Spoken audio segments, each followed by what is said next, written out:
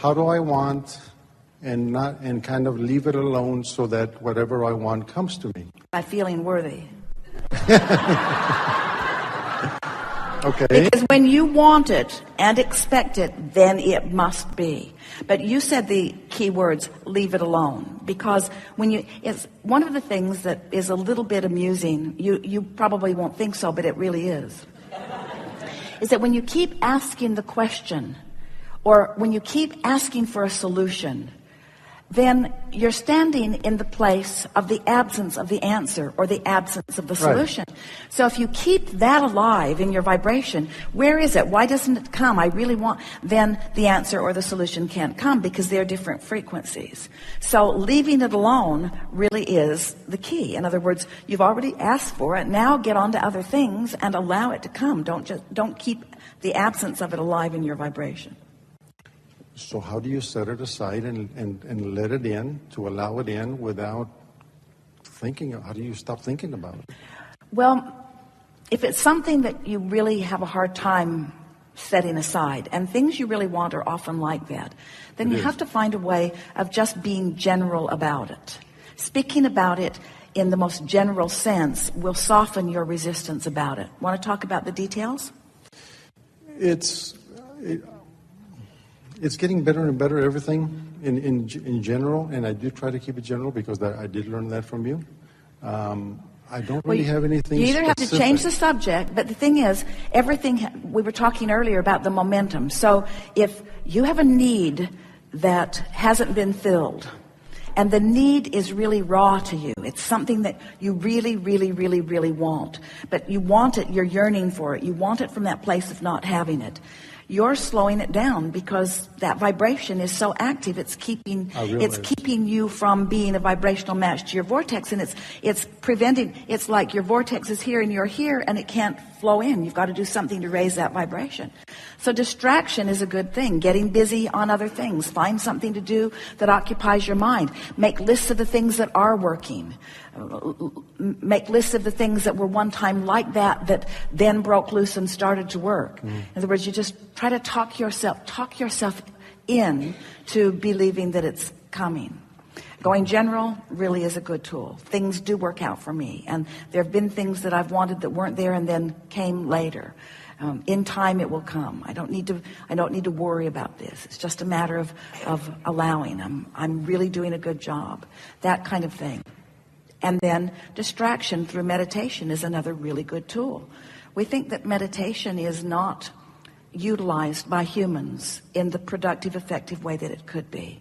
If you would start your day by quieting your mind, you would align immediately. If you got up and before you remembered what was bothering you from yesterday, and before you checked your email and found out what's going to bother you today, if you would just get up and from that clear space, you would meditate and raise your vibration to the frequency of who you are, your magic would begin early in the day. The momentum would begin to flow to you early in the day. And that would distract you. Those positive thoughts and conversations and interactions with others, that your day would be full of that.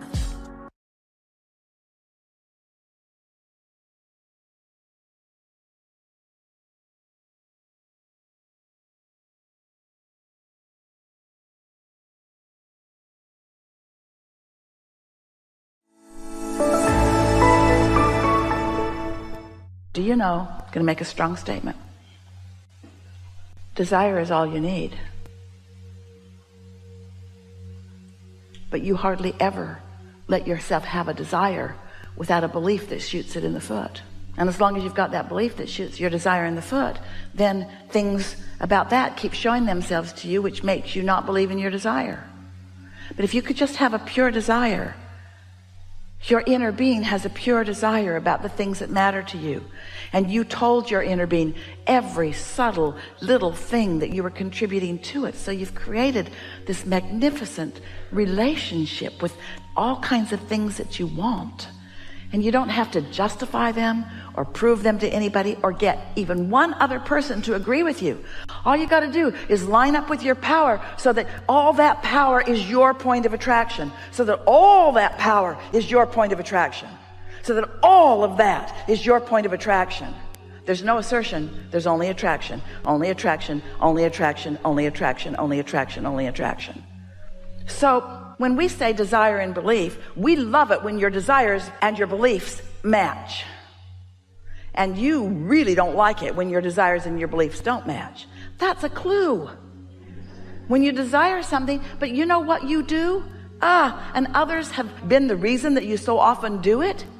Oh, we got to breathe here for just a minute. This is so big. You have so willingly calibrated to beliefs about stuff you don't even want. And why do you do it? Everybody else is. That's what they believe, and I don't want to look dumb. I don't want to look fanciful. I need to be grounded. I don't want to be weird. Yeah, you do. Yeah. You want to find the power of your desire, and you want to hang around there often. And your wonderful guidance system will show you every time you stray a little bit, and now you know what to do about it. And is it a bad thing that you have negative emotion? No, it's guidance. Is it a bad thing that you're living some life that's causing you to make more? No, it's what you came for. You said, I'll go and I'll mix it up and I'll explore, and new desires will be born from what I see. Boom. And then I will calibrate to them, and I will make my former bogus, flawed premise beliefs modify to match my desire.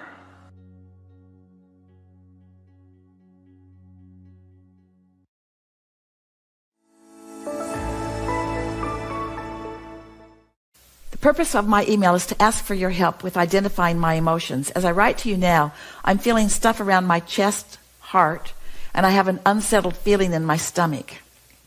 I seem to move up the scale, and yet because I'm finding it hard to identify the emotion, I don't know where to begin. Well, this is a good reason for you to make your own chart. In other words, let's just play with this a little bit. As I write to you now, I'm feeling stuff around my chest, heart. All right, so it feels sluggish to you, or it feels a little heavy to you. So you don't have to assign it an emotion. You can call it different degrees of not feeling goodness. In other words, we don't need you to assign it an emotional word. If you were feeling pain, and that's not what this is, this might be discomfort or unsettled. But if you were feeling pain, we would ask you to relax into it. Completely relax. Let whatever you're lying on, whether it's a bed or a couch or the floor, pretend that it's a sponge and let it just absorb you. Think thoughts sort of like that. And just breathe a little bit. Nothing extreme. And then say to yourself softly, is that a little better or is that a little worse? Is that a little better or is that a little worse? Because that's all these emotions are. They either feel a little better or they feel a little worse. So you're feeling it in your body, which is, you know how we were talking earlier about there's the emotion, and if you don't do something about letting it feel better, it'll get worse. Until then it turns into a sensation. That's what you've got going on. And if you let it go a little more, it can turn into physical pain or discomfort. But it doesn't matter. If it's pain, you can still let it go. If it's discomfort, you can still let it go. If it's negative emotion, you can still let it go. You're reaching for relief, reaching for feelings of relief. You're reaching for feelings of relief from fear, insecurity, jealousy, hatred, revenge, anger, discouragement, blame, worry, disappointment, doubt, disappointment, overwhelmment, frustration, pessimism. You're reaching for relief from any of those. And from boredom, which is letting go, to contentment, hopeful, optimism, positive expectation, enthusiasm, passion, joy, love.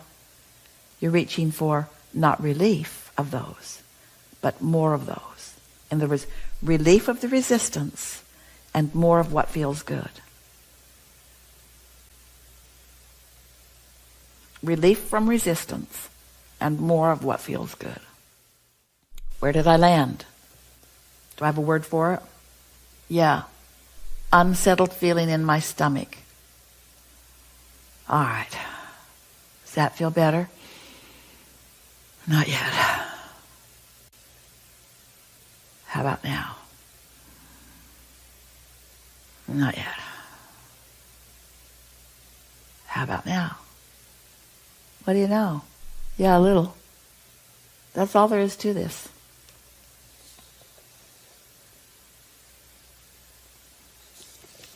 Don't need it to be more than that, because it isn't.